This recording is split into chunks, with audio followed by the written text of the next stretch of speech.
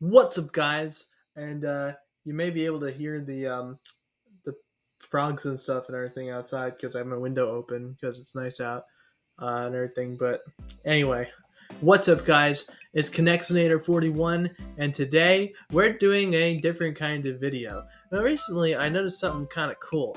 You ever wonder how some of these Connects Mario theme sets capture specific moments from the games, and then you're like, I swear to God, I recognize this place, but how accurate is it really to the game? Well, if you want to find out, stay tuned. Originally, I was going to I was going to do this set by set, but a lot of them are inspired from the same few locations. So instead, to kind of save time and efficiency, whatever, I'm doing it by location. So starting off with the Mario Kart Wii sets, we have the most obvious ones out of the way. The pullback kart and bike sets are pretty self-explanatory. You just got a character on a cart, bada bing, bada boom, just like the game. Nothing interesting to say about them. One course that heavily inspired K'NEX is Wii Bowser's Castle, which the following Mario Kart Wii sets are based on. As you can see on the back of the box art, K'NEX combined several sets to make this happen, and it's pretty accurate to the game. Bowser's Castle Ultimate has this section right here where the track splits with Thwomp enemies on either path, but in the Wii version where the track splits, there's instead a jump with fire cogs. In fact, we can confirm every single one of these track sets specifically was inspired from Wii Bowser's Castle and not any of the other lava courses like GBA Bowser Castle 3, N64 Bowser's Castle, or Grumble Volcano. The Fireballs in Bowser's Castle Ultimate and Bowser vs. Fireballs also appear in Wii Grumble Volcano and GBA Bowser Castle 3, but the mechanics of the actual obstacle much more resembles the fireballs seen in Bowser's Castle than the ones in the other tracks. Mario and Luigi at the starting line set has a sticker for the V-shaped track piece that resembles a rickety bridge that appears in both Wii Bowser's Castle and N64 Bowser's Castle, but only the Wii one has a boost panel at the end of it. The stickers in the Yoshi vs. Lava Bloom set match the texture found in the outdoor ending section of Wii Bowser's Castle with the lava plumes, while the textures in Wii Grumble Volcano are slightly different. Even the stickers from the 2012 Mario and Diddy Kong Fire Challenge set resemble Wii Bowser's Castle, although the fireball mechanics in this set, which swing back and forth, behave in a completely original way compared to the fireballs that can be found anywhere in the game. A fun fact, gray, brown, and orange track pieces all appear in Wii Bowser's Castle and resemble their in-game colors. The orange pieces resemble the section with Stone Bowser, which is the only place in the game that features Bowser's red carpet appearing directly above lava. The only place in the game to feature red track pieces with the sticker design is Wii Bowser's Castle, specifically in this beginning section right here, with the distorted twisting room. Despite this, almost 3 sets exclusively use this design. The Mario and Luigi vs. Goombas and Thwomps set is kind of special. For one thing, no course in Mario Kart Wii features both Goombas and Thwomps together in the same track. The Thwomps are from Wii Bowser's Castle as established, but what track are the Goombas from? Well, another fun fact, gray circuit-themed track pieces appear in both Wii Mario Circuit and GCN Mario Circuit, and yellow track pieces appear in several tracks, but despite Mario Circuit, the Nitro, being labeled as the official theme, Wii Mario Circuit doesn't actually have any sections of yellow track. GCN Mario Circuit, meanwhile, has a bumpy dirt road section at the end that pretty clearly mimics this design. This is supported by the Mario Circuit themed track layout on the box art resembling that of GCN Mario Circuit, which is the other major origin behind several Mario Kart Wii Connect sets, and it's also pretty accurate to the game. Mario and Yoshi Finish Line has this sticker on the V-shaped track piece that's exclusive to GCN Mario Circuit, with the jump at the finish line. GCN Mario Circuit is also the only one between the two to feature a Piranha Plant. Technically, Mario vs. Chain Chomp and Mario vs. Delfino Oak Tree could represent either Mario Circuit, since both courses have those obstacles. As a kid, I used to think this obstacle never actually appeared in the game, just as kind of decoration and part of the background, as Delfino Oak Trees never move like this, but it turns out that these trees are in the game and move ever so slightly, specifically in positions near potential huge shortcuts. Mario and Donkey Kong Circuit Start Line also has a boost ramp which is exclusive to Wii Mario Circuit, but the ramp is smaller and in a shortcut position, not part of the main track. Interestingly, the stickers on these yellow track pieces from both Mario and Donkey Kong Start Line and Mario Circuit Ultimate actually resembles SNES Mario Circuit 3, and this white brick road can also be found in the lake section of DS Peach Gardens. And in case you super fans are curious, there are no references to N64 Mario Raceway, as the grass texture of that track is slightly different, and there aren't any references to Wii Luigi Circuit either, due to that course not having any obstacles. Now Mario Circuit Ultimate is kinda unique. I'm not even going to try with this one. There's no track in the game that has anything close to this course layout. The only track that features boost panels on both sides of the jump is this middle section of Rainbow Road, which this course clearly isn't. This set is a custom track doing its own thing, which I hope one day gets brought into Mario Kart Wii CTGP. There are 5 more Mario Kart Wii Connects track sets, all of which are primarily based on 2 tracks, N64 Sherbet Land for the Ice theme sets, and GBA Shy Guy Beach for the Beach theme sets. The design of the palm trees don't have eyes and are very similar to GBA Shy Guy Beach, and the tiny patch of grass is this specific dark shade of green that really matches GBA Shy Guy Beach. The ice rings and broken ice stickers of the white and blue track pieces from Mario and Bowser Ice Race heavily resembles N64 Sherbet Land, which is where the sliding penguin is from as well. Toad's Sidestepper Challenge is basically any part of GBA Shy Guy Beach where sidesteppers appear, and Wario's Penguin Jump references this specific part of N64 Sherbet Land. Both of these sets each borrow one aspect from the other beach and snow themed track in the game, as Mario and Bowser Ice Race and Ultimate Combination borrow the snowboarding Shy Guys from Wii DK Summit, and Mario and Donkey Kong Beach Race and Ultimate Combination borrow the Cataquacks from GCN Peach Beach. Onto the Mario Kart 7 line. The pullback carts, again, are self-explanatory. In case you're curious, these are the specific tires that each cart uses. There's only one track set for Mario Kart 7. Gee, I wonder what it's based off of. But in reality, what's crazy is that both piped piranha plants that appear on the track have different background textures than these stickers here. In fact, this texture only appears on the wall nearby, implying this piranha plant pipe is coming out of the wall. But in the game, they're both on the floor. And yes, it's kind of hard to see in the game since there's like a blue tint across like the entire underground, which I'm pretty sure is referencing the underground from the OG Super Mario Bros. But the wall here actually is gray and has that same pattern. Those green track pieces are probably supposed to resemble the pipe, but in the track, the green is all around you except for the floor, which is made of dirt. The guardrails on the blue track pieces are also very accurate to the game, so nice job, Kinects. Now for the Mario Kart 8 sets. The pullback carts all use the standard tires, and fun fact, the bike sets all use the slim tires. Mario Kart 8 has one track set with obvious inspiration. The finish line and stickers on the track pieces are very accurate to the textures in the real Thwomp ruins, although Kinect's Trackmaster's version is way better and more detailed, and in the game version, the Thwomp obstacles are all stationary, only moving up and down, while in this Kinect set, one of the Thwomp enemies moves from side to side, just like in the Mario Kart Wii remake of N64 Bowser's Castle. Okay, onto the level sets, which were way harder to find and way more interesting to cover.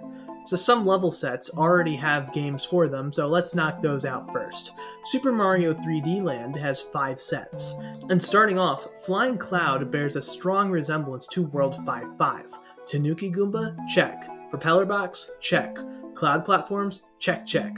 Orange mushroom platforms? Right here. There's even a free open mushroom at the end of the level that Toad gives you. The only difference is the wall textures are gray instead of brown, and I don't know what this platform is supposed to represent.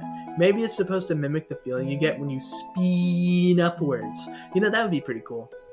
Now, Prongo is most likely the end section of World Special 1-1. Even though it looks like World 1-1, Prongos don't appear until later in the game. The only issue is that the castle walls are white instead of brown, but no level in the game has those brown walls as far as I know. So I don't know, maybe some of you through Super Mario 3D Land super fans can correct me on this in the comments, but this is the best I could find. This level also contains a Super Leaf, which transforms you into Tanuki Mario, so that's a good sign. Super Mario 3D Land doesn't have that many castle levels, and the Bowser's Castle set best matches the final level in the game, as you start out in a skeleton coaster, having to navigate fireballs, draglets, and lava. There's a mushroom platform during the boss fight with Bowser, and textures that also closely resemble some of the crumbling platforms you need to step on during the fight. And right at the end of it all, Peach is there waiting for you at the goal pole. Similar to the castle levels, Super Mario 3D Land doesn't have many ghost house levels either, and the only one with green platforms like this is World 8-4, but the bottom floor resembles a starting section of World 4-4 with the moving platforms and the haunted house entrance. All in all, I think this set combines both levels into one. The stacked Goomba set was the hardest for me to pinpoint, but given we have stacked Goombas and a Comet Medal above them, this actually limits us more than you'd think. The closest I could find where both Comet Medal and Goomba Tower appear is this section from World 2-1. Other than that, as far as I know, no Comet Medals appear directly very close to Goomba Towers. There's also a section in World 4-2 that features a Goomba Tower guarding a hole that leads to a Comet Medal, but that Comet Medal is below the stack, not above it. It could be either of these. New Super Mario Bros. 2 had 5 sets, and for the Chain Chomp set, the Chain Chomp only appears in 2 levels throughout the entire game, with the only desert-themed level being World 2-5. In fact, the red pipe and dirt texture closely resembles this underground Star Coins bonus section from the game. Heck, it's almost exact. The regular desert set likely took inspiration from both World 2-1 and World 2-4, as World 2-4 is the only level that has these yellow brick-like textures, and World 2-1 has the stacked gold Goomba Tower and coin block head. With surprisingly few beach levels to choose from, the beach set is most likely World 3-1. With surprisingly few castle levels that feature thwomps, the closest resemblance I could find for the thwomp set is both World 1 Castle and World 2 Castle. Bone Goombas and thwomps don't appear in a single level together throughout the entire game, so assuming the Bone Goomba replaced one of the Koopalings as a special boss fight due to him getting his own special room at the end here, where I just kinda have to ignore the little blue guy. World 1 Castle has the double thwomps right here, but this set also has a sliding platform with coins above it, which this level lacks. World 2 Castle has thwomps and a sliding platform with coins above it right at the start. Unfortunately, the pipes in this level are red instead of green as listed in the set, but I think this is the best we can do. The Reznor set represents all the Reznor fights that you come across in the towers of Worlds 1 through 6. Of course, there's a coin above them here, and no coins appear in any of the boss fights. It doesn't matter, because I guess whoever was playing sucked at the game and needed the invincibility granted by White Tanuki Mario, though. Not complaining, this is one of my favorite figures. Then there's the 2 generic Super Mario sets, which were much harder to figure out. I had some ideas with the Drybone set, like World 8-6 of Super Mario 3D Land. That fence-styled platform could represent the swinging platforms from World 1 Castle with New Super Mario Bros. U, but the level I'm most confident on is New Super Mario Bros. Wii World 1 Tower, which has these platforms that look just like it. And this level also has some dry bones and some coins above them. He's not directly on the red platforms, but screw it, that's close enough, I'm calling it. And what jumped out at me right away for the Cannon set was that the sky texture in combination of blue and brown platforms sets this as probably being a mountain-themed world in one of the new Super Mario Bros. Games. The fact that this is a bullet bill launcher also narrows it down. Looking closer, the clouds being smooth ovals very closely resembles the background textures of World 6-1 and World 6-6 from New Super Mario Bros. On the DS. Surprisingly, it's probably not the Sky World as you might have initially thought, because the background textures from New Super Mario Bros. DS and Wii both have way puffier clouds. We can also narrow it down based on where bullet bills and launchers appear. In New Super Mario Bros. DS, they appear in World 6-1 and World 7-5, but the launchers in World 6-1 are designed differently than the one featured in this set, which is a standard bullet bill launcher. World 7-5 does have the circular cloud textures that almost perfectly resembles the circular cloud seen in this background, as well as featuring a giant bonsai bill at the end almost identical to the bullet bill we see here, as well as regular bullet bill launchers earlier in the level. Now the background from the box art, if you look closely, is World 1 of New Super Mario Bros. Wii, implying this set maybe could be from New Super Mario Bros. Wii. Though the ground textures aren't really brown in this course and the sky textures are different, it's possible it could be World 7-4 from New Super Mario Bros. Wii, since that also features several Bill Blasters and a Banzai Bill cannon. The cloud stickers from this set also resemble the background texture from World 6-1 of New Super Mario Bros. Wii, and that level features bullet bills and dirt as the ground. But the bullet blasters in that level are special and don't actually look like your regular bullet bill blasters. It may also be World 9-3 from New Super Mario Bros. Wii, as that features normal bill blasters, but the bullet bills there behave differently, like they home in on you. And I feel like if K'NEX was referencing this level, they would have made the bullet bills red, since in another set they made gold bullet bills from New Super Mario Bros. 2. It could be from the World 6 world map, since that also features bullet bills and a pipe, but again, the cloud textures are different. Then there's this little spinny section over here. This seems to resemble a spin block from New Super Mario Bros. DS, but those don't appear in any of the bullet bill levels. We also get a green Koopa shell and a star, and none of the levels listed above feature a star. Because of this, we can't determine which exact level this is supposed to represent, but most likely it's probably one of the levels I mentioned here. New Super Mario Bros. U has one set, and this Layer Cake Desert set was inspired by Stone Eye Zone, aka Layer Cake Desert 1, which is the only level that features interactive stone eyes. That level doesn't have Pokies though, so we borrow that from the surprisingly the only level that does feature them, which is Perilous Poke Cave, aka Layer Cake Desert 2. Super Mario 3D World also has one set to its name, and this one is simple. The Cat Mario set comes from World 2-4, aka Really Rolling Hills. Look at this. It's a snapshot straight from the game. That's what we like to see. Finally, we have the Mystery Figure Pack series. Now with these, as a special challenge, I'm going to try and find a game that features all of these characters together that are listed within the Mystery Figure Pack. Starting off, Series 1 is New Super Mario Bros. Wii. It's literally a gimme, as it was labeled in the box art. And what's crazy is we can actually attribute both Series 2 and Series 4 to Mario Super Sluggers on the Wii thanks to that game's many reserved basemen. Series 5, even though it doesn't directly say it, represents Super Mario 3D World. A shocker is Puzzles & Dragons Super Mario Edition is coming in here representing Series 7, which comes in clutch, featuring Mario, Luigi, Fire Mario, Fox Luigi, and Yoshi as helpers, Goombas and Dry Bones as enemies, and Bowser as, well, spoiler, the final boss. Fox Luigi barely appears in anything, so I thought this one was going to be impossible, but thanks super obscure 3DS puzzle game. Up to this point, I was only looking at games that released before these figure packs. If we include games that came out afterwards, things get a little bit interesting. With Cheep Cheep being absent from Mario Super Sluggers, I thought Series 3 was a write-off, but turns out it technically can be represented by Mario Kart 8 Deluxe, as of its latest update. Mario, Toad, and Bowser appear as playable characters. Pink Yoshi got added as an alternate skin to Yoshi during the original Mario Kart 8's DLC run, and made it to Mario Kart 8 Deluxe's base game. The Bullet Bill appears as an item, Cheep Cheep appears as an obstacle, Hammer Bro appears as a spectator in Neo Bowser City, and Diddy Kong got added as a DLC character during the final wave of the Booster Course Pass. K'NEX may have predicted the future here. With a crazy twist, Series 9 can be represented by Super Mario Maker 2. At the time this mystery figure pack was released, the modern render of Builder Mario only appeared in box art and promotional material of Super Mario Maker, and wasn't actually in the game. But in Mario Maker 2, Builder Mario returns as a functional power-up, instead of just being on the box art in a costume. Luigi is a playable character now instead of just a costume Easter egg, and has a Fire Flower power-up. Toad, specifically Blue Toad, is now also a playable character alongside them.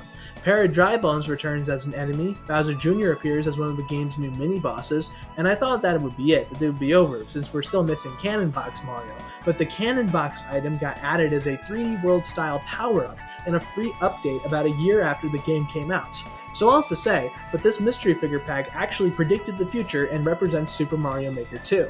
Series 11, the final mystery figure pack, which released in 2017, can be represented by Super Smash Bros. Ultimate, which came out shortly afterwards. Diddy Kong, Peach, Luigi, and Yoshi are playable characters. Luigi's Poltergust 5000 is one of his signature moves.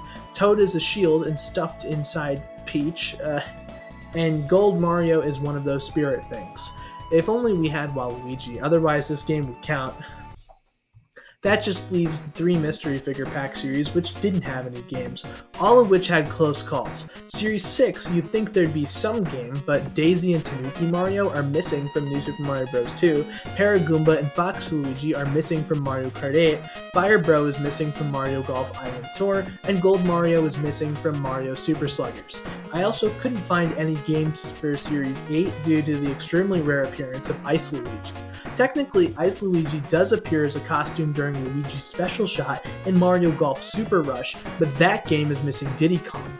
And finally, Series 10 was also a loss. The closest match was Super Smash Bros. Ultimate, which is missing Cannon Box Luigi and Pink Toad, and Super Mario Maker 2, which is missing Pink Toad and Luigi's Poltergust 5000. So that's all the Mario Connect sets and merchandise that there are, and where exactly from the Mushroom Kingdom each build was probably imported from. I was gonna do the Lego Mario sets, but as of now they're still releasing them, and I kinda realized there's a lot of them to the point where it should probably get its own separate video in a couple of years. Plus, they're surprisingly more difficult to pinpoint down than the Connect sets. But yeah, that was the in-game origin of every Mario Connect set that I could find. This has been ConnectXinator41, and I'll see you around.